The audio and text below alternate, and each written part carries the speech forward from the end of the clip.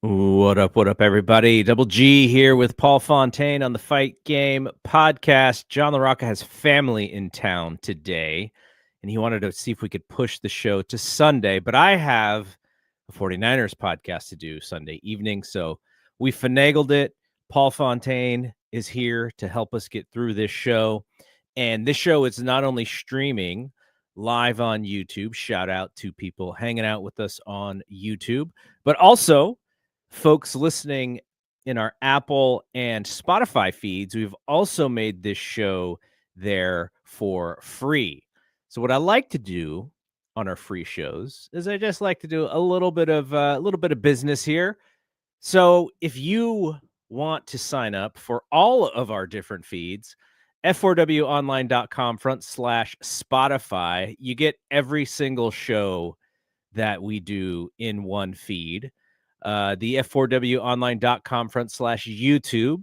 That is your access to the members only YouTube channel, which means you get Wrestling Observer Radio, Brian and Vinny, and those shows, a Big Vinny V show as well, in that membership. And then f4wonline.com/Apple is for the Apple podcast feed. That is a little bit different, but you can sign up for the separate feeds that are available there.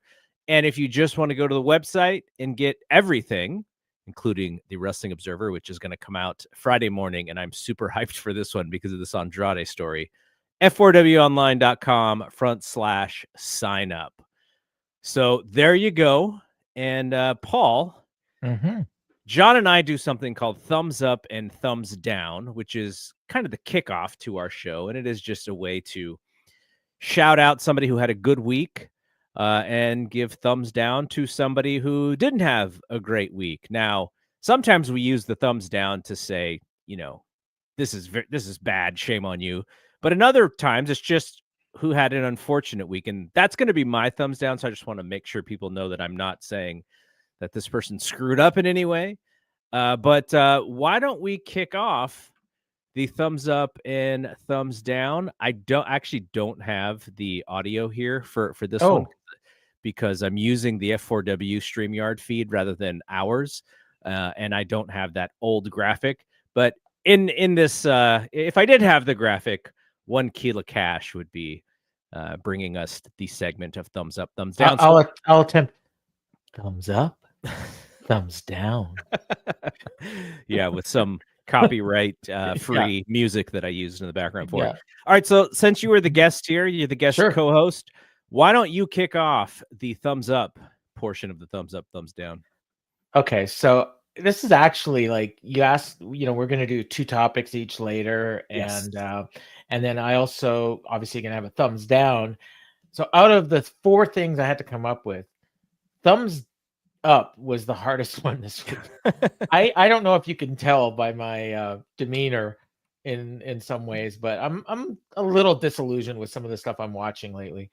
So it was a little hard, but I thought about it, and I want to give a thumbs up to someone. And this might sound a little weird, but Matt Cardona. Even though he lost, but he finally got his match on WWE television, in NXT against Josh Briggs. I thought it was the best match on that show, and one of the best matches I saw all week against Josh Briggs, who that dude like always has good matches. Like I hope they're going to do something with him, because I think they got something there, and I don't even know if they know they do. But the last time most people would have saw him was probably that kind of bad match he had with Chris Jericho on the ROH. I think it was the Final Battle end of last year, so almost a year ago now. And he's in TNA, and he's solid. He's not great, but he's solid, and he's over as hell. And and he was here, and they started chanting Chelsea's husband at him at the beginning of the match, but by the end of the match, they're chanting "Always Ready," and they're also chanting "Go away, Josh," because they hate that dude. But thumbs up to Matt Cardona, who all these years he's doing it his own way, and he made his way back. He got some sort of a check from them. Okay, I have a question for you. Actually, one statement, then one question. I find it to be so interesting that he is able to kind of be different from the NXT side and different from the TNA side. He's kind of on his own little island as far as how the fans see him. Like they see him as more special than they see most of the TNA folks. And I don't know if that's because he's like a true independent wrestler or because he's an ex-WWE guy who was with the company for a long time.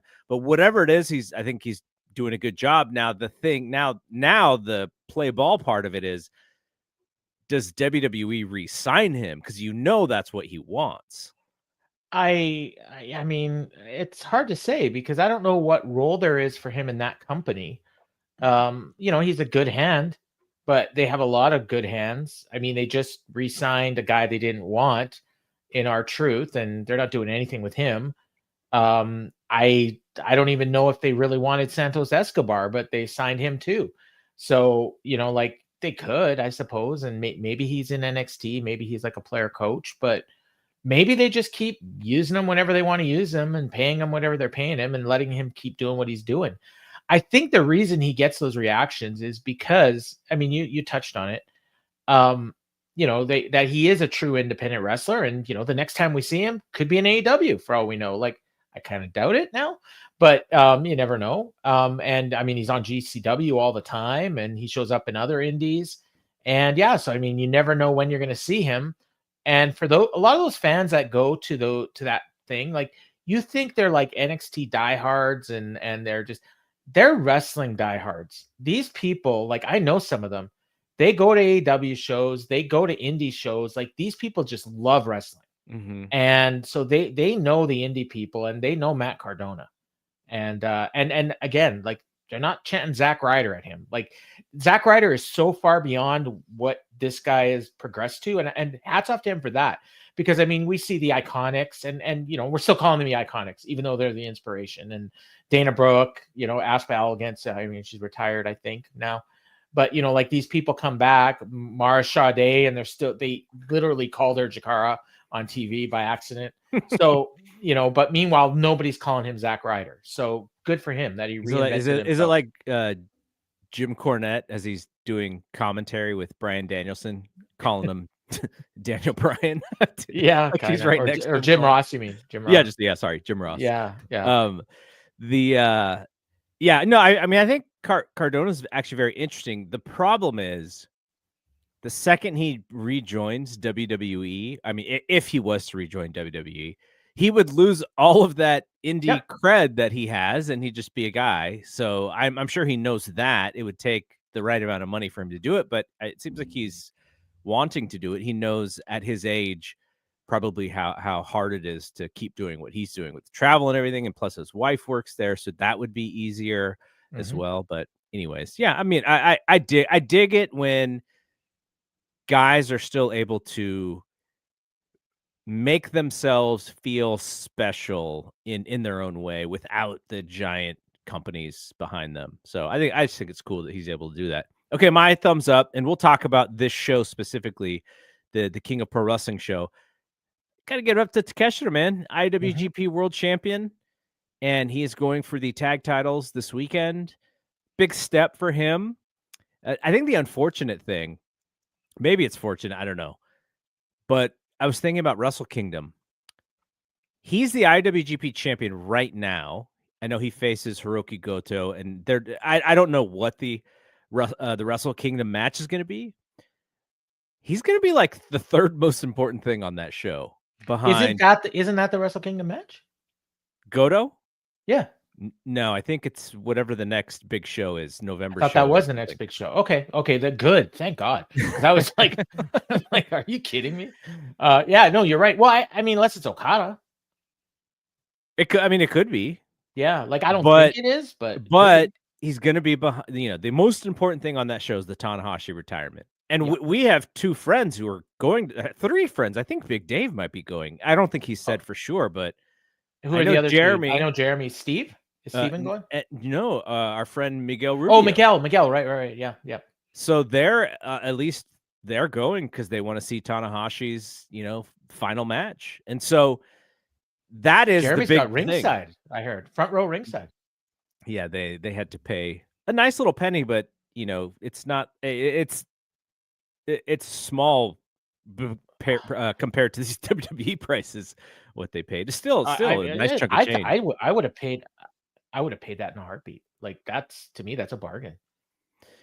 So also they have the Aaron Wolf debut, which is how they got on television as well in Japan. So I think stateside here, the Takeshita match is fairly important because he's on AEW television, but it just seems to be like it's kind of third on the pecking order when it comes to importance for Wrestle Kingdom.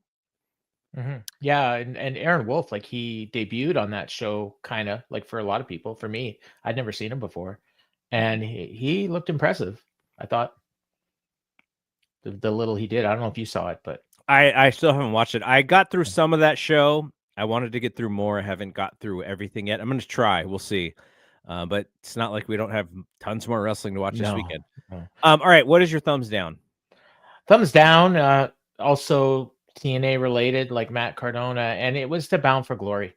That show, like they did.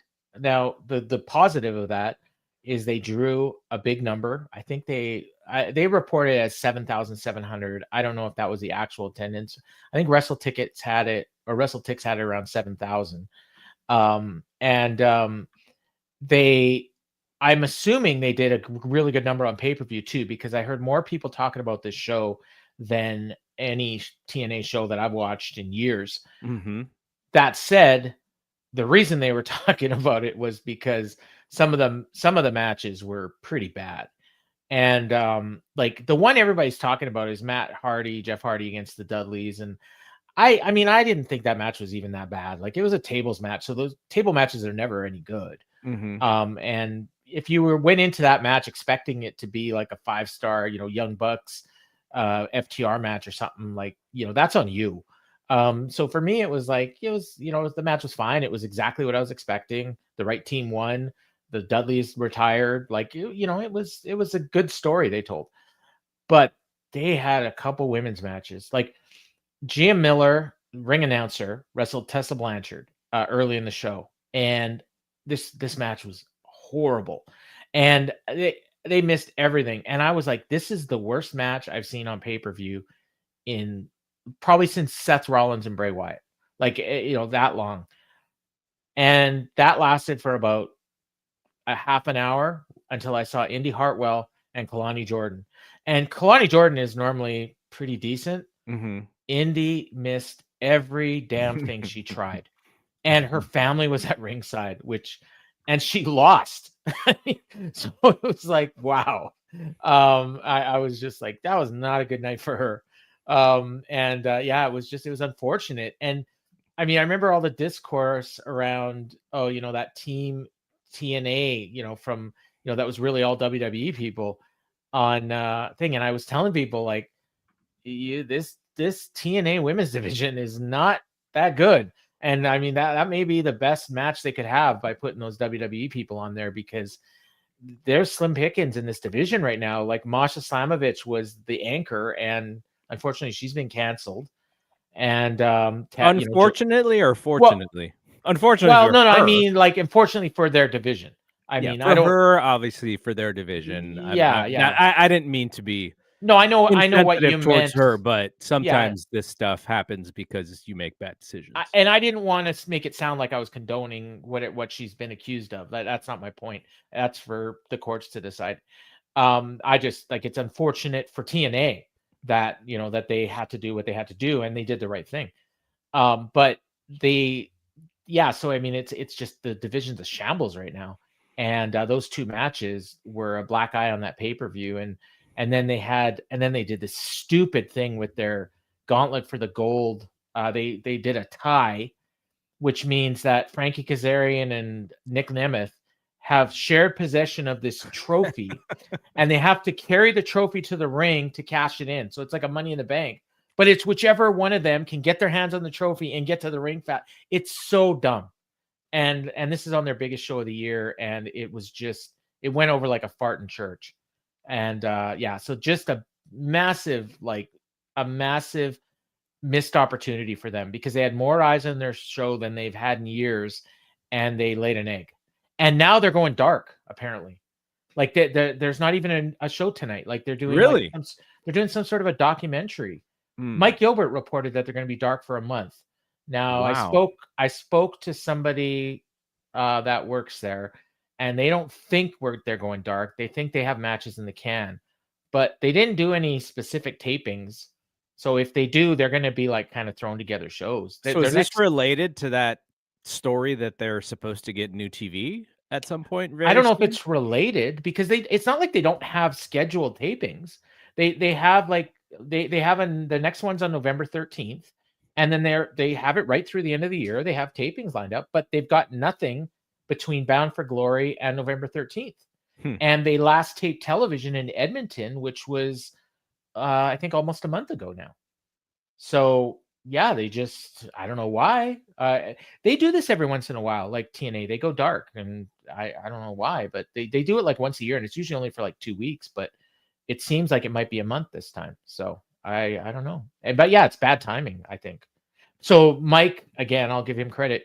He reported that what they're doing is they're going to send their talent to NXT and let them work NXT television for until they're back on television. I suppose it's possible they could tape matches at the PC and air them on Impact. That's kind of what I think might happen, but I haven't heard that. So if I will take credit for it if that's what they do. First reported by Paul Fontaine. Shout out to Big Money Mike Gilbert there for yeah. He's the TNA guy. Him and Gerald. I don't know his last name. Oh yeah, Gerald. Gerald hasn't been in the Discord often of late, but he was for a little bit there. He's all over Twitter though. All right, so my thumbs down. No reason other than just the bad luck, but it's Seth Rollins, because he was about to, as far as we know, have a WrestleMania match against Roman Reigns, and that looks to be off the table now because of an injury. And when they did the spot, supposedly where the injury came from, I shook my head, but for a different reason. Like, do you really need to do any of these like headbutts from the top rope in this day and age? Like, we know historically it's been really bad for wrestlers to do that move just because of the upper body impact and neck area, and also concussion. Like, not to say that he left his head out to get a concussion, but just the opportunity for the head to be in the wrong place. It's just not a great idea. And then supposedly I was listening to Wrestling Observer Radio when they did the crossroads off the top rope that he actually kicked out of. Supposedly he also landed on his shoulder. So unfortunate for Seth. Some of these promos were getting a little long in the tooth, but I think he's had a tremendous year this year. And for him to be out after they put so much momentum behind him in the vision, and now they have to figure out what's next, and that'll be one of our topics basically, which is to kind of sit in our Monday morning booking chair and say what we would do. I also got John LaRocca's thoughts on that, so I'll share those. Okay, cool. So yeah, it's just unfortunate. I thought he's been one of the top guys in the business this year, and for it to end in this fashion, or at least his year, possibly, as far as we know, kind of a bummer, and he'll miss that WrestleMania match. But the other thing about it is these guys, when they are forced to take time off, they kind of come back with more juice than ever. So that'll be good for him whenever he is ready to come back. I'm sure the fans will be ready for him to come back. So that'll be a positive. But yeah, just unfortunate for Seth on this one. So it's confirmed that he was injured and it did happen in that match? Confirmed. I mean, I think people are being careful about this one. Okay. Just because of the history. Wrong. Yeah. Right. They don't want to be because I was wondering, like, is it possible that he was injured going in, and that's why they had laid the seeds for what they ended up doing? Because it's not like the angle came out of nowhere. Like we talked about this on the takedown, that that they had laid the seeds for this churn. It wasn't like they just changed. I mean, they did change course, but it's not like it wasn't something that they were going to do anyways. But maybe they were going to do it in like 6 months as opposed. But Cody should have won, though, don't you think? If that was going to no. And I mean, and the reason being, and I guess like I think that crown jewel I think I said this last year, and I definitely said it this year. I think that crown jewel trophy and ring is kind of like an unofficial MVP of the year for WWE. So they give it as almost like an award to, last year to Liv Morgan and to Cody, this year to Stephanie Vicaire and Seth. As you said, Seth's been the anchor of the show. Stephanie's been the best thing about that women's division, her or Io. I don't know. I'd peg Io or Rhea as MVPs of the division. I understand what you're saying. The problem is, though, it should matter to what you're building. It should. So here's the thing. So somebody reached out to me when they heard me and John talk about this. Okay. And that person said the best storyline is for Seth to lose because he has this thing where he cannot beat Cody, so that's making him go crazy. And the more interesting part of the story is his relationship with Heyman, as Braun and Bronson are underneath him and Brock Lesnar's over here on the other side. He said that is actually the story that is driving the whole thing. So lean into that story and that conflict. That is actually more interesting than having him beat Cody, and then he kind of does the thing where he conquers his beast. And so I was like, well, do you think that they would have the gumption to do that? He's like, no way. Seth's totally winning. And so I thought that was interesting because just in hindsight, where if Seth is hurt and this is why he's gone, it would have probably been better for Cody. So you're saying like if they knew and this was right. all an angle from the start, right. they would have had him lose. And that makes sense. I can't really argue with that logic at all. And again, I just hope that, like Salt Lake City, Saturday night's main event's going to happen and, Seth's going to come out. I fooled y'all. Like, I'm just, my eyes are going to roll so hard. All right, let's hit each of us brought to the table 2 topics. We'll also quickly do a preview of WrestleDream at the end of the show.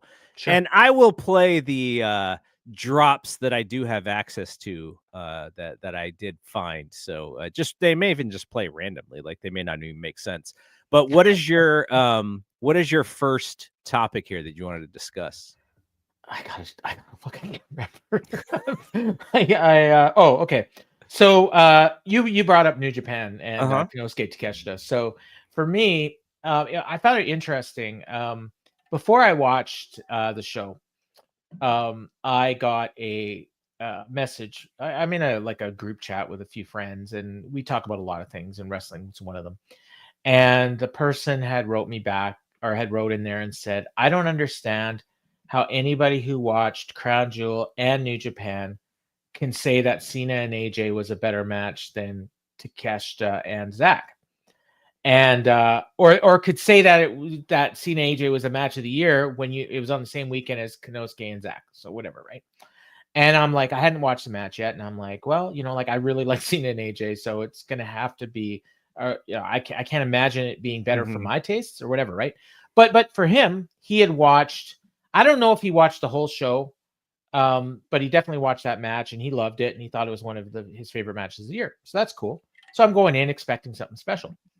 Then I go into our Discord and I see Jeremy Finestone did the show thread, and he said this could be the show of the year. And I'd been through about half the show by the time I went into the Discord, and I was like, this doesn't feel like a show of the year to me. I will say on paper, it did get me to resubscribe to New Japan, which I stopped subscribing after G1. It looked like a really good show. And honestly, it was a really good show. Like, in my opinion, it was a good show. But Jeremy didn't think so. Like, he was disappointed. After the fact, he was let down. So he even said, like, well, I said that before I watched it. Like, like I was just based on what I thought was going to happen and what I was expecting for some of these matches. And in his mind, I think, and, Jeremy can correct me if I'm wrong, I don't even think he thought Takeshita and Zack was the best match on the show. I think he thought the women's match at the beginning of the show was, and that match was fantastic. And I think he also liked the tag match. He liked the tag match, and I liked the tag match too. I'm really high on those Knockout Brothers. So I personally thought the Zack match was better, but they were close enough that I could have easily said the women's match. I think if the women's match had gotten an extra 5 minutes, it would have been easily the best match on the show. The way that they present women's wrestling is not impressive. No, I agree. And the part of the problem is the fans that are there don't really know these wrestlers, because even though Stardom does big crowds and they run a lot of the same buildings, I think it's a completely different fan base that watches the two products. I could be wrong, and again, somebody can correct me, but my understanding is that New Japan fans don't necessarily follow Stardom and don't watch it, and definitely aren't familiar with a lot of their top stars. So it got me to thinking anyways, is like, there's all these different matches and people have different opinions on them.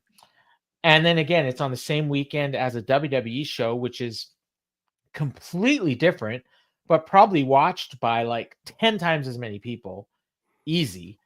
And more than 10 times. Yeah. Like that's easy. Like I don't know how many people are watching New Japan. I know they have 100,000 subscribers, but probably not everybody was watching the show. So, and there's probably at least 1 million watching the WWE show. But it just got me wondering, like, where is New Japan in the landscape? What is it about New Japan that sets them apart now? Because it used to be that they had the best matches. Mm-hmm. They don't have that anymore. I know that you've mentioned you really like the sporting presentation that they do, the way they shoot it and everything. Yeah. But WWE's gotten a lot better at that recently. So, like if you want that sports presentation, I mean, literally they're on ESPN now. There is more of a sports feel. You even have Michael Cole and Joe Tessitore giving stats now during matches. Like they got Chris Charlton setting them notes, or some of our friend Chris Samsa setting them notes. Yeah. So some of them, some of that presentation, though, because of who is presenting, it still seems really fake to me. Like when Michael Cole opens his mouth and tries to, tries to do that stuff, I just roll my eyes because I know it's not him, right? There's no aspect. Yeah. But if Joe Tessitore does it, then I'm like, yeah, because that is who he is. Corey Graves, Wade Barrett, you can probably believe them. Corey more so than Wade. Okay. I find the presentation on ESPN to be really no different from, a little bit different from the Peacock presentation. Like I would love for them to lean into it a little bit more, to do like real stuff in that way. But they have the way that they're doing it. There's no ESPN influence. WWE's producing the whole thing. But to go back to what you're saying about New Japan, they do have to find their unique fit, because the things that they were fantastic about, like all their guys are in AEW now, and you don't want to be seen as a feeder system, because then people just think you're the minor leagues and you're not the major leagues. And I know that they've even changed their US shows. Like they're not doing that San Jose Battle in the Valley show, which was like one of their big US shows of the year, maybe their biggest.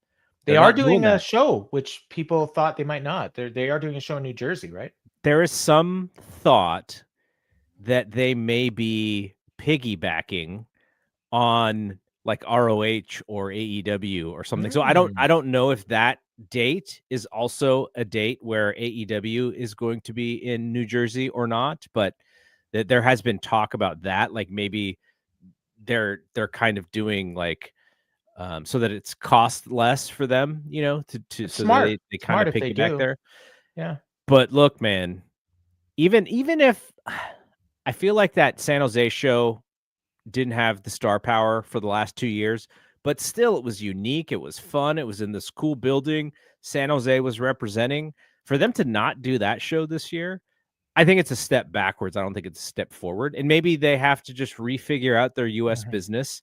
It's not a big moneymaker for them, but I also don't feel like they invest in it very much. Like it feels so, there doesn't seem like a rhyme or reason to how they do their US tours. So that is something that they have to do. But I do still think like that one unique thing, which is the sports presentation, which is the way that they shoot their stuff, which is also, we have wrestlers like Zack Sabre Jr. Like none of the big two are doing those style of matches. So, I think that they're just losing star power. That's really what it is. They don't have star power. But then, okay, so if you have that sports presentation, that theoretically makes it come off as more legitimate, more like a sport. But then at the same token, you have House of Torture bullshit going on up and down the card. You have the announcer screaming out "Dick on Dick" when Dick Togo does the move to, you know, the nether regions of his opponent, it's counterproductive in that sense. And I will tell you, like, there are times when, because I watch everything, right? And I'm watching all these spot shows that they are, you know, I'll wake up in the morning. Was there a New Japan show today? Oh, cool. I'll throw it on. And when I see and hear that, like, at least every third time, I'm wondering, do I really want to give them my money? You know, but then the big shows, I enjoy them so much. I you know, I keep doing it. For me, like, I think you've said this too, like, when they're at their best, I think, for my personal taste, I enjoy them more than AEW and more than WWE. But it's rare that they're at their best these days. That's the problem. Yeah, but look at Wolf. They're leaning into like a Yeah. real athlete. So that is, you know, that is Mhm. more to what we're saying. Yeah. And maybe if he works, then, you know, then there are other guys that they can lean into. And his first But opponent is Evil, which is interesting. also look at the comparison of Gabe Kidd, New Japan Pro Wrestling, and Gabe Kidd, AEW. Like, they're just two different humans. Well, one of them's dead. One of them is, yeah, he's dragged No, still. he's Like, literally dead, I think, in storyline.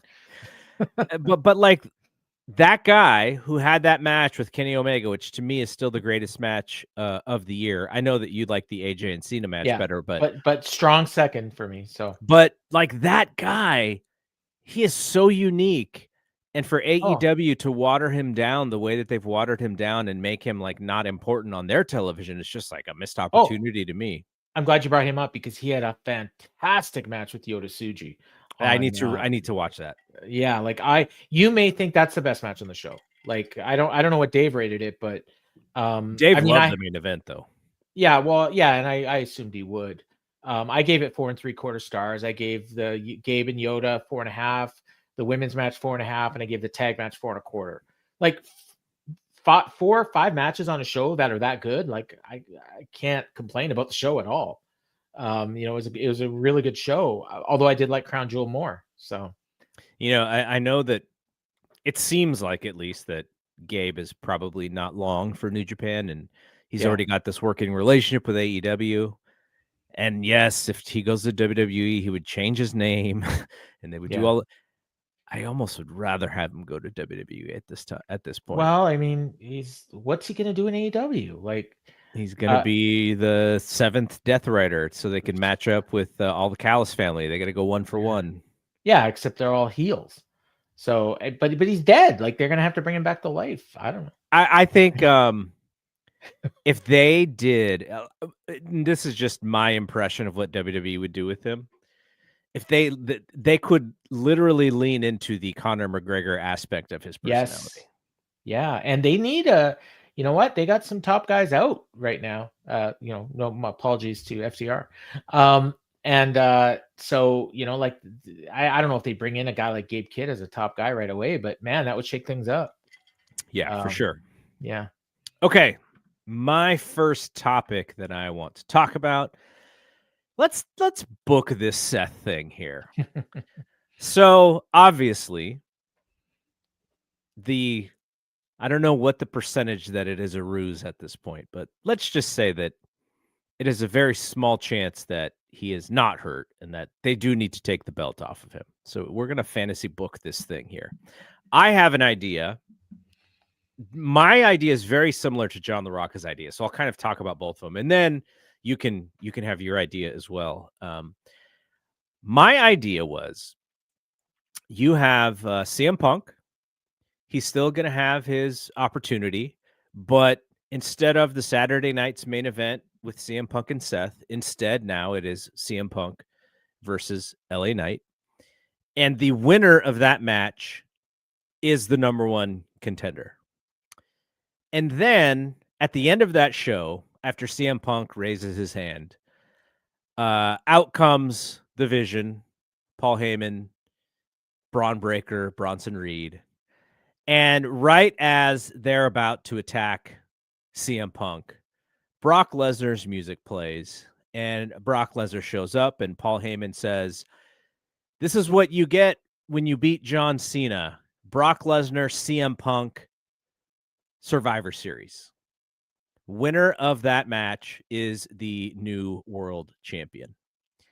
and at Survivor Series. And I know this is not like me being a fan of Brock Lesnar being back in WWE currently right now, but I think if you're going to utilize him and take advantage of him, this is how I would do it. Brock Lesnar wins the world title. Bronson Reed and Bron Breakker are the last two guys in the Royal Rumble. Bron Breakker wins the Royal Rumble, and it is Brock Lesnar and Bronson Reed in at WrestleMania for one of the titles. Bronson or Bron Breakker? Sorry, Bron Breakker and Brock Lesnar at WrestleMania for the world title. And that's how you put the title on Bron Breakker. That's how I would do it. So Brock is the champion from Survivor Series. From Survivor Series to WrestleMania. So here's how John LaRocca would do it. It's very similar, by the way. We were kind of thinking at the same wavelength. So he says, we're declare the title vacant on Monday's Raw, since CM Punk is the number one contender. The winner of LA Knight versus whomever Paul Heyman chooses, Braun or Bronson, at Saturday night's main event. So we actually almost have like the same idea. And so Heyman's decision, the following Raw, he says he's about to choose between Braun and Bronson. And then he cuts a promo on both, reminding them that he is still the leader. He didn't like Braun going rogue, taking out Seth without consulting him. Heyman says he is in control, and it is not Braun or Bronson. It is Brock Lesnar. Brock Lesnar comes out to end Raw, and he stands face-to-face with the Bronze on Saturday night's main event. So he doesn't even wait until Survivor Series. He says on Saturday night's main event, Brock Lesnar beats LA Knight in the Raw main event. Actually, you know what? No, I'm sorry. CM Punk beats LA Knight on Saturday night's main event, and then Brock beats Punk. So we do actually have the same thing. We actually had it the same way. Brock beats Punk at Survivor Series to win the title. I think John just wrote it wrong. So now I give you the floor. How would you take advantage of this opportunity to rebelt somebody? Okay. I had something similar in mind, but a little more involved. So CM Punk is the number one contender. They also did an angle to take him out on Raw. So CM Punk is the number one contender. Seth Rollins is stripped of the title. CM Punk is not going to be available until after Survivor Series. That for storyline, we'll say. So for Survivor Series, you're going to have the Bloodline, the Vision, whoever that's going to be. And again, it may be, it'll be obviously Braun and Bronson, perhaps Brock. Austin Theory was the name that David reported. So let's say it's 4-on-4. And then the other side, I would have, rather than having the reported names, I can't remember who it was. Like it was like Punk and it was Punk, Roman, Jay, and LA Knight. Right. Yeah. So instead of that, it's Roman, Jay, Jimmy, and LA Knight. The winning team, whoever is the survivors of the winning team, if there's one survivor, they get the belt. They get the title shot at Punk. If there's multiple survivors, they have a match on the following night's Raw or the following Raw to determine the number one contender for CM Punk. So you could end up with Roman against Jay for the title shot at CM Punk. And then you do the match on the same show as the Cena Gunther match. You do that you crown that title winner. And then I would have Punk win it. I think Punk at this point deserves the title.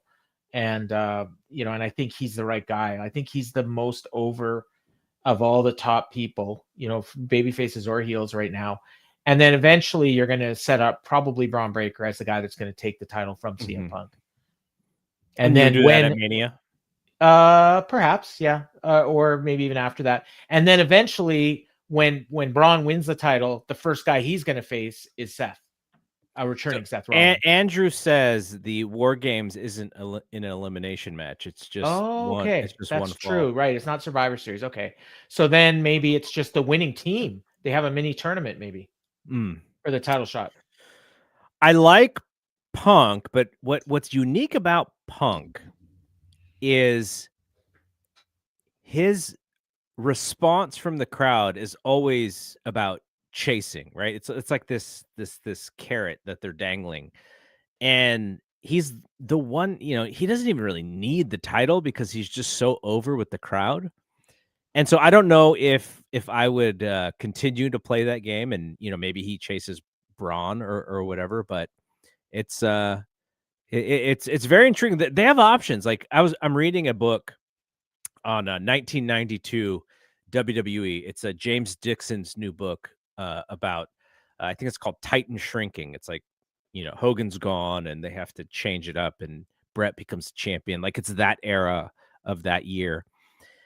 And one of the stories, and I didn't even realize, actually, I didn't put two and two together about why.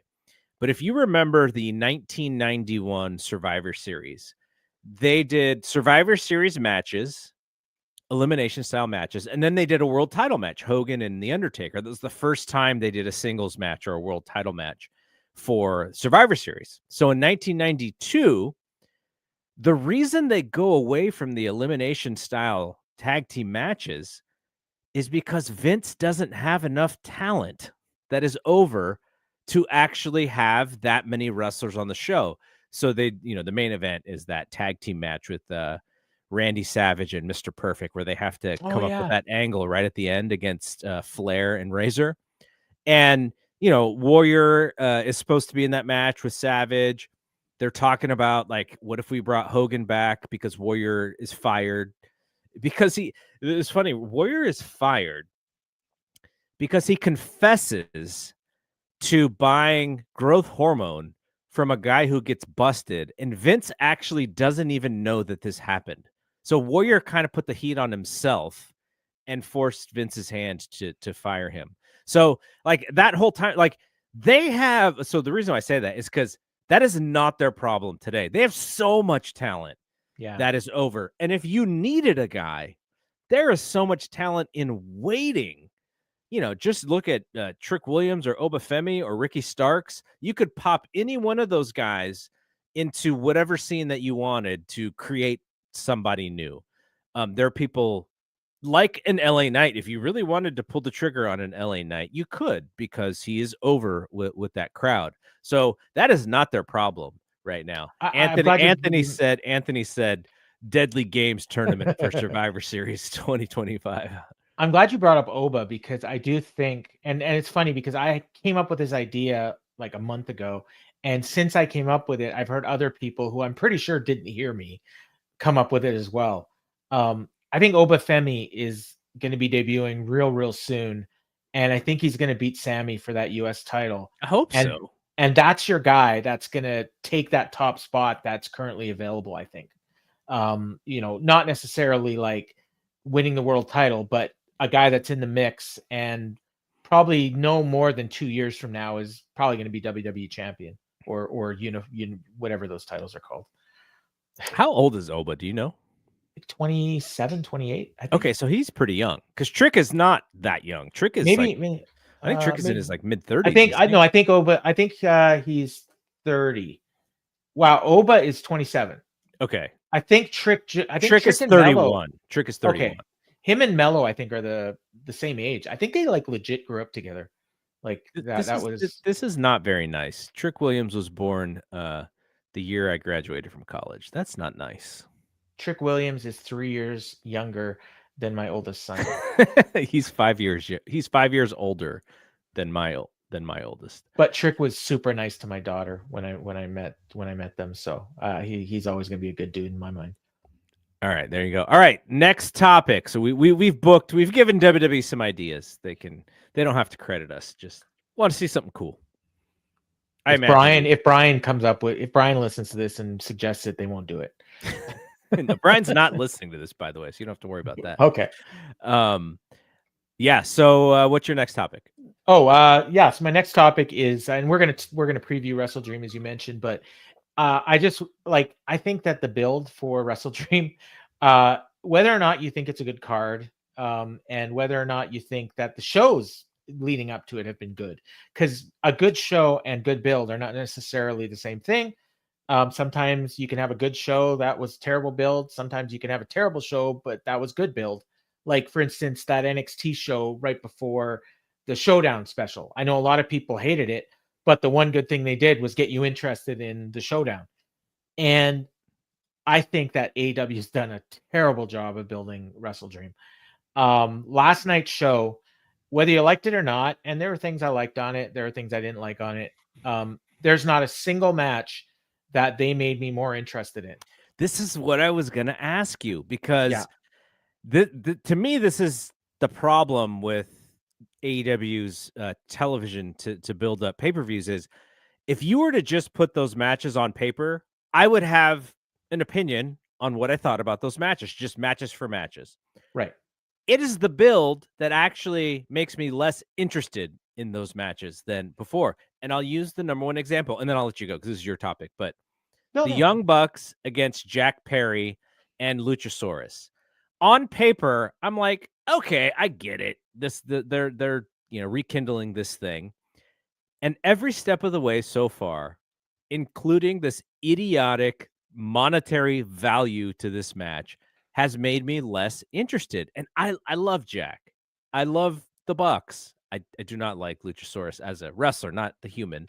And so it's whatever. But I watched that show last night and I was like, oh man, like, can we take Luchasaurus out of this match and put Kenny Omega in this match? And if you did, right? That's the match I'm looking most forward to on the entire card. Yeah, and like I was gonna say, they did a great job of building a match between Jack Perry and Kenny Omega, or Jack Perry and Kenny Omega again, like teaming up against somebody. I still, even though Jack Perry gave an explanation for why he's mad at the Bucks, I still don't understand it. He went way too meta. Yes, because he was afraid to say anything bad, because of course we know the origin story of how he got into wrestling. I thought it was more Cody, by the way, than the Bucks, but I believe so. Maybe you can't But say when he Cody. talked about why he's mad, he said, it's because you wouldn't take my call. And I'm like, what is he talking about? And then I thought in my head, what he's saying is Tony Khan iced him for 7 months, and he was trying to get back on TV, and he called his buddies, the Young Bucks, and they wouldn't help him. They're EVPs. Yeah. They should help him get back because they're supposed to be his friends, and they didn't. That's not the story. The story is he didn't explain it, so I didn't even know what it was. The story is he called them, and it was on BTE, and they literally ignored the call. Oh, that's and what he was watched BTE to. And saw it, and now that's why he's mad at them. I'm like, I didn't know this, and they haven't explained it. So you're the reader, the listener is forced to make up their own story, and there's no internal logic. And Tony, the best thing about this thing though was literally Kenny Omega on Saturday telling him, like, oh, I want to team with you because, and he tries to explain. He says, I don't give a shit what your explanation is. You did this, and I don't trust you.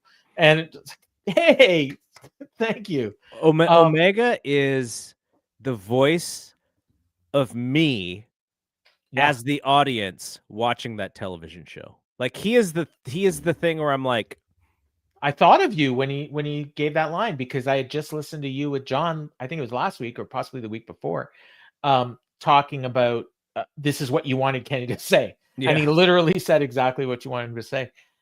Fernando brings up the Statlander Tony build, and I've been really behind Statlander since she won the belt. I wasn't a fan of her actually winning the belt, but I thought last night was not good. They had 1 week too much, I think. Yeah, and now Chris Statlander, I think she's an alien again. I'm not sure. She said she's evolved though. She said she's the queen of the cosmos or something, and I think she's got antennas again, and I don't know what's going on. And Tony, and I didn't even think about this, but Jeff brought it up. She has completely gotten away from the character that got her over in the first place. Like, she's not Timeless Tony anymore. I don't know what she is, but she's not Timeless Tony. She still has the accent. She still has the she has the old-timey accent, movie but yeah, accent. but he thinks she's like Clockwork Orange or something. So I guess she's moving up through the decades. Oh She's yeah, in the I could 60s see now. that based on what she wore. So, you know, the whole key to this thing, and this is the key to every AEW pay-per-view in my mind, which is if Tony and Chris have a great match, everyone forgets about how we got there. Yep. And it's the same thing with all the other matches on this show. And they should, honestly. I was going to ask you about Mox and Darby. Oh God. Because Darby was kind of a conquering hero in the Hangman match, right? Hangman beating Moxley. And so he's kind of hot and he would come out and he'd be attacking these guys when they least expected it on television. And now that he's been on television more and more and more and more, I'm kind of sick of Darby. Like, I wonder if Darby's just better in smaller doses than in as a, like, you know, number one or featured babyface, because they are playing the same thing with him over and over and over. And so I thought the prison call was kind of a unique way to have the conversation. You know, I love Mox and that stuff because Mox is really smart when he does those types of promos. But then what happens? Darby gets beat up again. Yeah, so I could have done without the music, but yeah, I mean, I did think of, remember, what was it like? Was there like a Hardy's thing or something way back on WWE TV where they did a promo like that and they played music and everyone's like, "Why do you have music on this promo?" They do it on NXT all the time. Yeah. So but so that happens, and what does it look like? Okay, like Darby, every time now these guys beat you up. Like, when are you going to smarten up? When are you going to have friends? When are you going to not leave yourself like 1-on-5? And like, because it just looks like at least the conglomeration showed up to help him last night. Well, yeah, after that, yeah. But then now we are supposed to believe, is he a Tommy Dreamer like babyface where he just keeps asking for more and more and more because he just he stood up and walked after getting beat up, and that's supposed to be like this courage thing, and then he holds his flag out and Mox DDTs him on the flag, and I'm just like what am I rooting for if I'm a Darby fan? Am I rooting for him to not get his ass kicked so much because he's not smart, he's reckless, and he's made to look like a fool every single time? So I'm not exactly sure what I'm supposed to root for. If he wins, is he not dumb and not reckless still? No, he still is, but maybe he's just his turn to win. So I'm just confused at what I'm supposed to feel watching him. And I mean, I like Darby. Darby's a cool kid, but just this new persona ever since he came back is just not doing it for me. So I'm like, number one, I'm dreading the match because I know that these two are going to go to another level in terms of what they're going to do to each other and to themselves. And I'm not sure I want to see it. I am going to watch it. The thing that got me worried last night was when Darby did his promo. I don't know if you caught this. He said something like, "When I make you say I quit." Mm-hmm. He said the words "I quit." We saw this with Rock and Mick Foley years ago, where The Rock, or it might have been Vince McMahon, recorded that audio and played it during the match to make it sound like Mick Foley quit, even though he didn't. And that's what I'm worried might happen here. I think they wanted you to think that for sure. If that happens, this fan base is going to flip. Like, they are going to churn on this product so bad. Which is why I think they're not doing it. I really hope they don't do that. I mean, I could see them. You think they put that in there for that reason? Yeah. I think they want you to, because I mean, if you remember the promo from Mox and Darby earlier in the show, Mox was like, "You're not going to quit. I'm not going to quit. So what are we going to do?" And so they want you to believe like, oh, what's going to happen here? Not like, how do you get to the end of this? And so I mean, they could try and pull that, and then, I don't know who the commissioner figure would be, but they could come out and say, no, that's BS. That's Tony Khan. Yeah. we're or through the Tony Schiavone earpiece. So I mean, they could tease that, but I don't think that that's going to be the finish. The Bucks could try that to try to help Mox, and then you find like them at the control center, and then someone, what are you doing? Get out here. Yeah, they could do that. And and the reason why I don't think they'll do that as the finish, they may do it to distract you from the finish, but I think they would do that. They would not do that because of just what you said, that the fans would get so mad, and it would be a turnoff for them. So I get it. I'm with you. This has not been a great build, and we had this conversation the last takedown, which was like, was there even a need for this pay-per-view? It feels like it's just a show versus, yes, I can't wait for this pay-per-view. But then again, lots of AEW fans are still pretty excited for the card. Whether Hangman and Samoa Joe does it for me, probably not, but I know they're going to have a good match, which goes back to what we said in the beginning, which is if they have good matches, then people forget about the build. Yeah.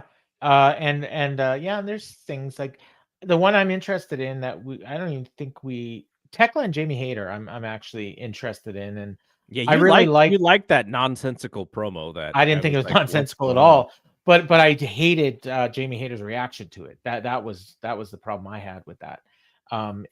I think the way they should have done that one is I think she should have attacked Jamie Hayter and laid her out and then cut the promo in the ring over her body. Like that's what I think how that should have gone, but maybe she wasn't there. But don't we want Tekla to be intentional with what she's doing rather than just saying, oh, I just attacked you because you were there? Like, no biggie. Like, you were just there and that's why. Like, if we think about this from the perspective of, like, if Tekla is, let's say she's the 5th most important singles wrestler on the women's side. Well, who's 4th? Maybe it's Jamie Hayter. She needs to topple Jamie Hayter to get to the next spot, then to get to the next spot, and then be number 1 contender. Like, she was just in a match with Jamie Hayter, right? Like, in that 4-way. So that's the part I didn't like. It's just like, if you were going to be that intentional to have her cut a promo to hype this match, she should have been really intentional. Like, the reason why I attacked you, guess what? I don't like you. Like, you are everything that's wrong with this company. Like, you were gone for so long. Yeah, you were injured. Now you come back and you're ahead of me, and I've been working my butt off. So, for that, like, that is real intention to me, rather than, oh, I just attacked you because you. So I think the idea is what the message she's trying to get across is that she is unpredictable, she's dangerous, and you never know what I'm going to do. So stay out of my way. And you were there and you were in my way, so I took you down. And that's what she's saying, in a very incoherent way. Because I know you copied the promo word for word so that you had it, but I got the gist of it. But I had no problem. She was so like clear, like I didn't have to rewind or nothing. She paused at the right times. Like I literally wrote it down as I was listening. Like. Whereas with some of the, like, I can never get Tony's promos. Like, she's incoherent half the time, or I don't really want to write down what she says. Maybe. All right, we'll talk about the rest of the matches that we didn't talk about in this question. But before that, the talk of the town today, man, is this Andrade thing. Oh my God, yeah. I don't want to lay blame on folks as far as because we don't know the full story. I'm sure. There seems to be maybe some miscommunication. There seems to be maybe a little bit of not dotting the I's and crossing the T's. I'm just trying to, okay. So I think what Brian had mentioned today, on, I don't know if he did it on Wrestling Observer Live or whatever, but I guess these new TKO contracts, if you are fired for a reason, has something to do with the non-compete, could be up to a year or something. And the idea behind that is if you try and get yourself fired so that you can go and only have your 90 day or whatever, or 30 day or whatever it is, they want to punish against that. So if you get yourself fired, then you are out for a year. Now, I don't know if a whole 1 year can stand as a non-compete. I'm sure this is something that Andrade himself would have to fight, or else it is the contract that he signed. And I am actually anti these kind of things. Like when you take away a wrestler's leverage and their value by doing stuff like this, it is anti-competitive. So I'm not on WWE's side here in any way when it comes to stuff like this. But what is interesting to me is why Tony Khan jumped at the opportunity to put him on television immediately, and why he did not lean towards being conservative and making sure that he was able to put this guy on television. So I don't know if there was a communication between Andrade and Tony, but in this dealing with TKO, wouldn't you want to be safe rather than sorry with this scenario? Because it's not like Andrade is a world beater. He's just like, that segment was like, most of it was like mild applause at, at most. It's like, oh, Andrade, cool. At least I would rather see him work. I don't want to see him out of work. But it's not like he meant anything on AEW television when he came. I didn't even recognize Andrade at first. I thought it was Wardlow for a second, because he was so jacked up and the hair was different.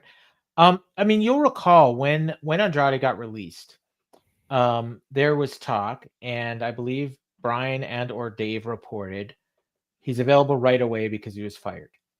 And so if they reported that, and Tony Khan, we know he listens to Observer Radio, if he heard that, and then Andrade told him, yeah, I'm free. I mean, obviously, yes, he needs to check and make sure, but they're maybe panicking a little bit because these ratings have not been very good lately. And they did not put a show on last night that seemed to care about big data in any way. They're like, we'll throw this one against the wall. Well, not only that, they completely threw that third hour under the bus. Like to the point of telling you, yeah, you shut off the show now. It's over. And I did. I went. By the way, my Hulu didn't even get it. I had to go to HBO Max. Like Hulu had like a funky thing, like where I think they only recorded the countdown, but the countdown started like 5 minutes into because the thing went like 5 minutes over. So do you have a recording set for Collision? Yes. Oh, okay. So my PVR actually, so I have a new system I just got this week, and it actually recorded Collision. And my old one never recorded Collision. I had to literally set the timer every single week, even though I had a timer set up to record it weekly. It never recorded it, and this time it did. So, but it was on a different channel. So it ended, and here we get it on TSN. So SportsCenter started, and I was like, okay, show's over. Quick. I went and logged into the computer I'm sitting at right now, and we did the Dynamite show. And I was so glad when I watched the show today. I was like, I'm so glad I didn't wait another hour to do the Dynamite show so I could watch that. It wasn't much. No, and that hour that they're doing on Saturday, we had this discussion last paper. Whether it's a positive or not. Based on that lineup? Well, the FTR and Jet Speed should actually be on the pay-per-view. I mean, they're using it to see if they can drive any viewers to the first hour for sure. What on FTR Jet Speed has anything to do with the pay-per-view? I mean, they've been feuding for. They've been feuding. No, I agree. Like, it's a match that they've been building to and all that. That's great. But do I need to watch that before I watch the pay-per-view? I don't think it's for us, though. It's for people who are a little bit on the fence. So you're going to watch FTR Jet Speed and think, oh, great, I'll pay to see Lashley and...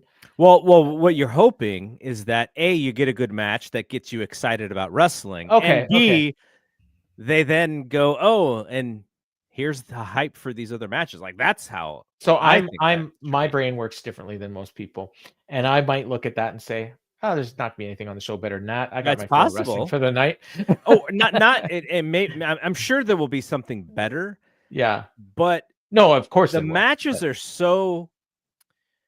I want to use the word good because I do think the matches are better. The matches are way better than when we were growing up watching pay-per-views. They blow them away. Yeah. But at the same time, they're also similar to me in pace and in finish and in like how many kickouts and all. It's like that with big match WWE stuff too. Tons of kickouts and tons of high spots and so there's not a lot differentiated between what makes that match good and what's going to make the main, the title match good, or what's going to. And Moxley and Darby will be different because they will be able Stips, to, yeah, to and be crazy. tornado tag in the right. So, but man. so I get what you're saying. And it, that if they give like a 4.25 star match on that pre-show, they probably believe that people will be, if you were on the fence, you're like, you know what, that match was so good, I'm very interested in this. So yeah, who knows? So yeah, I mean, I like I said, I mean, I will watch it, but I don't think I'm gonna watch it before the pay-per-view. I'm gonna record it and probably maybe watch it Sunday afternoon. I'm not watching it. I already told okay. So Miguel and Jeremy and LaRocca and I were all going to Big Dave's, and I told Miguel, I texted him, I was like, we're skipping this pre-show, right? So we can go grab dinner before the show. And he's like, yep. And so that's what we're doing. Well, there you go. So you're not, but I'm already gonna watch the show, so no biggie for me. You know what got me though? You talk about FTR and Jet Speed. Kevin Knight did a promo and he says, "Oh, we lost last week. I don't care." Like, well, if you don't care, why do I? Like, isn't the whole point you should care and you want your revenge? No, we don't care. We lost. Big deal. He literally said that. Like, I mean, maybe it probably isn't a big deal to him. He gets paid the same no matter what. He's there you go. I'm making money. Yeah. Okay, so back to the Andrade thing real quick, and then we'll move on to the WrestleDream. Mm-hmm. Okay, so one of the things that is unique about this situation is that it wasn't like an expired contract thing. It was they literally fired him for whatever the reason was. I've heard rumors. Actually, I thought Dave had maybe written something or said something, but I'm not 100% sure. But I've heard I've heard some rumors about the just cause piece of this. So because he was fired, there's this unique thing in these new contracts that maybe they didn't read the fine print on. But if somebody was fired, like think of what you have to do in WWE to actually get fired. Wouldn't that put you on pause if you were Tony Khan, just to see what that story was? Like, let's vet this thing. Because he got fired. They don't fire anybody. They cut tons of people, but they don't actually fire people. So this is a unique one. Let's put pause on this thing. Well, yeah. Although you could also look at it like, look at the guy that AEW fired and WWE snapped him up. So, like maybe they think that whatever the issues were over there aren't going to happen here. Like, no, but I'm just saying from the risk, like, let's say now if the rumors, and I've heard the same rumors, like if those are true, and that's a completely different kind of thing. And yeah, you should be worried that maybe this is going to happen under your watch as well. But Tony's experience in working with Andrade in the past, by his own admission, he was, he left the right way. He was a good employee while he was there. That's what he says. I remember him getting into a fight with Sammy and another one with Eddie. You brought up the 1 year no compete earlier, and I wanted to mention this, and I forgot when we were talking about it. You recall Renee Paquette had a 1 year no compete, and when she left, and she didn't fight it.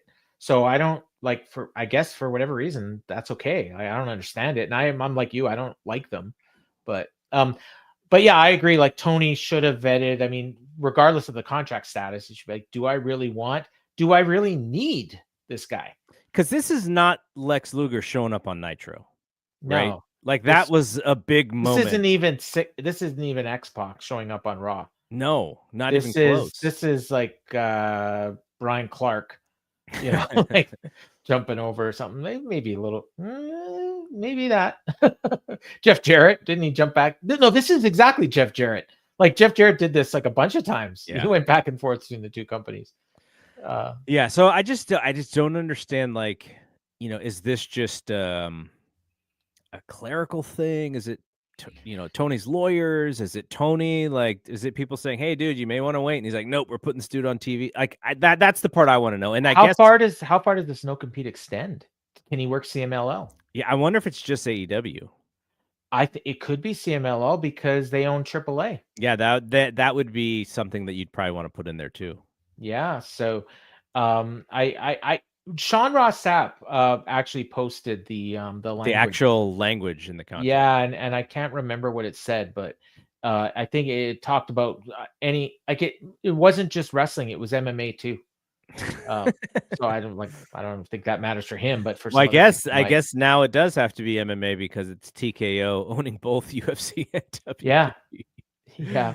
But Oh I mean, yeah, you man. get a guy like maybe like a Shayna, if she had been fired, like maybe she can't go do MMA, or not that she's going to do it at her age, but you never know. Yeah. Andrade, So I don't imagine he's doing it. this is why the Observer still matters, because Oh yeah, I am so interested in Dave's story about the details of what's going on now. All the details may not be known yet, but I think he'll probably have more information than what we know as of right now. So I'm looking forward to that, and I'll probably get a chance to talk to him about it tomorrow. I will say I with the heard radio. some stuff before all this came out, and everything that we learned in the last 2 days lines up with what I heard. Like what I heard didn't make sense, and so I was like trying to piece together, okay, what could this mean? And I had all these different scenarios in my head to explain what I heard, and this actually totally explains it.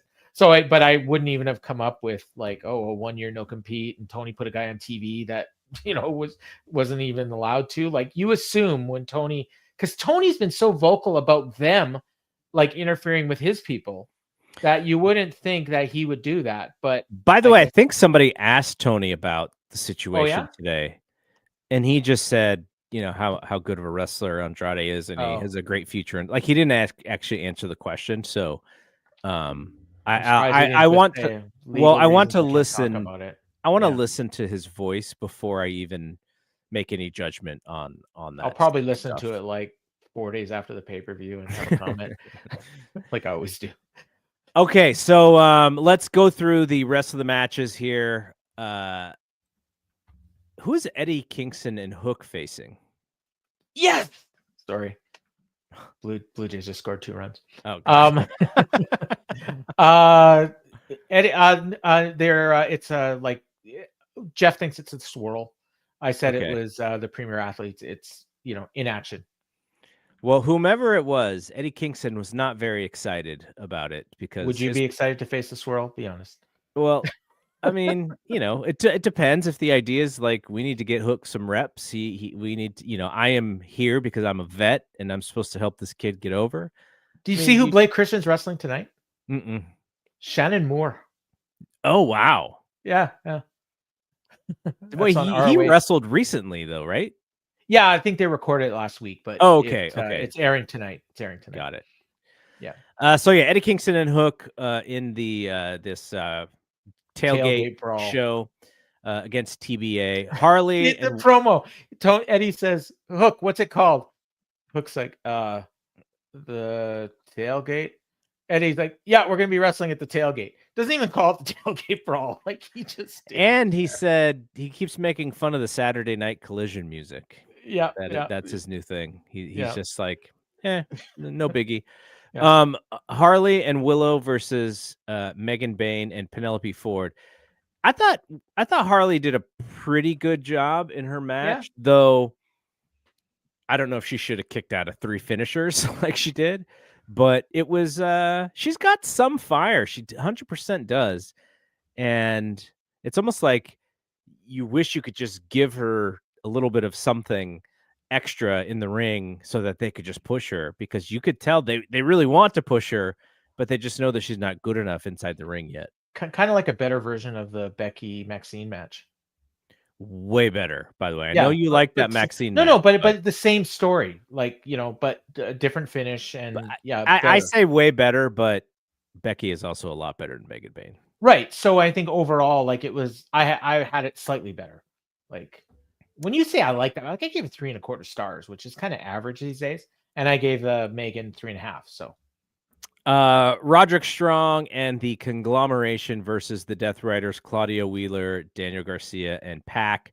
8-man tag. Great for Pac to make his return and just be on the tailgate brawl version of the show. And so, that is your everyday Collision match right there, right on. Hell of a build for that, by having Claudio beat Wheeler and Daniel Garcia and Yuta beat Orange Cassidy, and Kyle O'Reilly. Like, why do we need to see this? Like, Kyle O'Reilly got pinned because of a half uppercut that looked a little bit late from Claudio, and just rolled him in the ring, and Daniel Garcia just walked over and pinned him. That was it. And so I have no reason to believe that the Death Riders aren't going to win that one. So, all right, let's go to the main card. Give me I'm excited, I'm not excited, or I'm in the middle. I just want to see what for, like for the whole card or for each match. We'll go match by match. Okay. So what were the two choices? Excited, not excited, or just kind of in the middle. Okay, I have one different answer for one of the matches, but okay. Darby and Mox. Dreading. Not excited at all. Well, no, like I wouldn't say like it. I don't want to say not excited because I know the match is going to be great, but I'm dreading it. I am in the middle, but for the same reason. Like I don't like the gore. John has given me some descriptions of what I am for not liking the gore in some of these matches. Yeah, but this is not my cup of tea. It's not what I like with wussy. It's not what I enjoy about pro wrestling, even though they'll make it very entertaining. But I just don't like seeing certain spots and going, oh, here we go again. Now we got to bring out the fork, and now someone's ears got to get massacred, and now I got to worry about this dude getting dropped on his head, and like that's not what I enjoy about pro wrestling. That is kind of the anti-sport thing that we were talking about earlier. So I'm in the middle, only not where you are, just because I really like John and I'm interested in what Darby does. I'm just not into this angle right now. So maybe they'll change my mind with the match. All right. By the way, Lady B says, who gets caught in fire? Well, whomever gets caught in fire, they're just going to be on TV the next week. So it's not even going to matter. Yeah. So then Hangman and Samoa Joe. I'm looking forward to it. I would say leaning towards excited. I'm leaning towards excited, but it's because I know that Samoa Joe will get me into this match, whereas I'm just on paper, I'm like, we know what's going to happen. But I think Joe is good enough to where he's going to make you think that he may possibly win this thing. Yeah, I'm also excited to see what happens next. Chris Statlander and Timeless Tony. I'm excited for the match. If out of those three choices, I would say I'm excited for the match. I'm excited too, though the build has been wonky. It's just been weird. I think it's just the babyface. They didn't know what to do. There's no conflict really. Correct. Yeah. Jurassic Express and the Young Bucks. Don't care. So not excited. Yeah, I'm not excited. That is based solely on the build. Yeah. Without the build, I think I'd be there for the most part, but the builds just turned me off completely. Yeah, and I will say also, like you say, oh, I'm sure the match is gonna be great. I'm not sure. Not great. It won't be. It'll be a lot of the things that my usual co-host John LaRocca hates about AEW. I'm not even sure of that because Jack Perry has not been wrestling the same since he came back. So it may be a completely different match than what you're expecting. Still going to see a lot of super kicks. Still going to see a lot of Young Bucks, being on offense. And I think they're going to be bumping like pinballs for Luchasaurus. Well, yeah, for Luchasaurus for sure. Yeah. John LaRocca calls them the Road Warriors, by the way. He's like, these guys just kill everybody. Okay. Kyle Fletcher and Mark Briscoe. Oh, way excited. Like that for more than anything else on the card, probably. I think it's number one for me too. Yeah. The Brodito versus the Callis family. Okay, so I'm curious about this one. I think the match is gonna be great, so I'm looking forward to it. I had some fantasy booking on the Dynamite show. They've been doing this thing where Bandito is trying to get Brody King to do the Macarena. And they've also got this storyline going with Bandito's shoulder that I'm pretty sure now is storyline.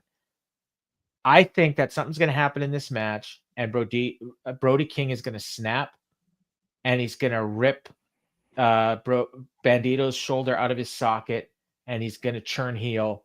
Not going to join this Callis family, but he's going to be Hangman's next challenger. Wow. Yeah, that is some wild fantasy booking there. Yeah, and then in that case, I guess Okada and Takeshita win the tag team titles, which is possible, I suppose. I'm right in the middle because I just don't think that Brodito is pushed as a top tag team. They're I still think they're like the fifth or sixth most over tag team in the division. Okay. And that's mostly where I'm at. Why I'm not more excited. Jamie Hayter and Tekla. It sounds like you're really excited for this one. I am, yeah, mostly because I want to see what's next for Tekla. I assume she's going to win, and I'm hoping she's the next challenger for either Mercedes or Statlander or Tony. I am also in the middle on this one. I like Tekla a lot. I have no idea what I'm supposed to feel, what I'm supposed to think. I was once a huge fan of Jamie Hayter. I thought she had that fiery baby face, and she's the opposite now. Like, she's not fiery in any way. She's like a walking curtain sometimes with her ring gear. So, but she's also a really good wrestler. So I'm hopeful that they will have a good match. But I'm with you. I think Tekla's the intrigue for me, not Jamie Hayter. But I'm just in the middle on this one. And then the Hurt Syndicate versus the Demand. And now it is a Tornado Trios match. So we went from, what was it, tag match to trios match to tag match to trios match. Is that how we got here? I think this is the third straight trios match. Okay. There's one tag match in between. Well, that tag match last night. Right, yeah. So, but yeah, like I'm not interested in this at all, just because we've already seen it twice, and I'm pretty sure I know what's going to happen, and I just don't care. Yeah, this is a poorly built program, because I don't know whose fault this is, but we don't really need to see it anymore. But maybe this is we might actually see a best of 20 with these. Well, yeah, because I don't know that Hurt Syndicate will sell for anybody else, and I don't think Tony knows who he eventually wants to put over in this. I will say the good thing about it is the matches have all been, they're fun to watch while they're on. I just don't care because all the matches are good. I think MVP's getting his win back over Ricochet. Ricochet was the reason Shelton lost, so I could look at Mike. I put this guy over earlier, and this is the thanks I get. Well, he didn't see it. He didn't see. Yeah, go back and listen. He probably checked in a little late. Oh, yeah. Mike Gilbert wrote "Who Let Paul In," and Mike did not see where Paul was giving Mike credit for the TNA scoopage. Yeah. Okay, so Fernando says, what if Cedric Alexander shows up and helps the Hurt Syndicate, which could totally happen. Yeah. He was on Bound for Glory after people said his contract expired. So I don't know if that means anything.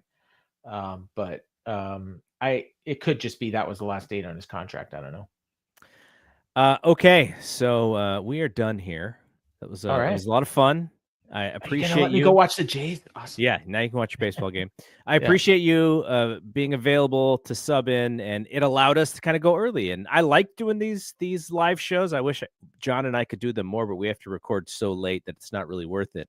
But again, if you are a fan of this and you want to hear us weekly, sign up in one of the feeds. I'll just show the video here again. I won't repeat it for everybody on the podcast, but these are the ways that you can sign up. That'll be it from here. So for Paul Fontaine, I am Double G. Thank you to all of the folks who were in the chat. I've mentioned Lady B, DJ Depression was in there, Fernando, Robert Dinkins. Robert Dinkins didn't seem to be all that frustrating for folks, so that's positive. Our guy Ant, Andrew Brown, and I think I got to everybody. Somebody named Hunter was in early, and I don't think it is Triple H himself, because if Triple H himself knew some of the things that I'm frustrated with him about, he would definitely not show up here. And of course, big money Mike Gilbert coming in at the end. All right, that is it from here. For Paul, I'm Double G. We will see you when we see you. Peace out.